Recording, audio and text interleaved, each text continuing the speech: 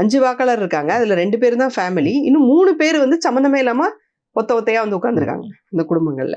House number 7 எடுத்தேன்னா 86, 87 ஒரு ஃபேமிலியா இருக்காங்க.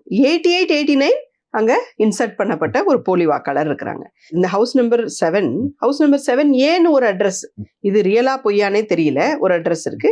அந்த அட்ரஸ்ல பாத்தீங்கன்னா 2 பேர் எக்ஸ்ட்ரா உட்காந்துருக்காங்க. சரியா? ஸோ இந்த மாதிரியே மொத்தம் எத்தனை பார்த்தீங்கன்னு சொன்னா, அந்த ஒரே ஒரு பூத்துல மட்டும் 285 வாக்காளர்கள் இருக்கிறாங்க. அது டோட்டல் வாக்காளர்கள் எத்தனை பெர்சன்டேஜ் வரும்? 21% வருது.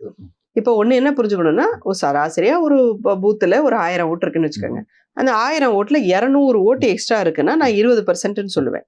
ஆனா யூசுவலா ஓட்டர்ஸ் டர்ன் அவுட், அதாவது வந்து ஓட்டு போடக்கூடியவர்கள் 60-65% தான் இருக்கும், 70% தான் இருக்கும். 30-35% வரமாட்டாங்க. அப்போ இந்த 200 ஓட்டுங்கிறது 1000த்துல 20%-ஆ இருக்கலாம். ஆனா 600 ஓட்டுல 33%. பதிவான ஓட்டுகள்ல பதிவான ஓட்டுகள்ல 33%. ஒரு பதிவான ஓட்டுகள்ல ஒரு பூத்துல 33% போலி வாக்காளர் அப்படின்னு சொன்னா, நீங்க எப்படி வந்து இந்த எலெக்ஷனை வின் பண்ணுவீங்க? நேர்மையா, நியாயமா?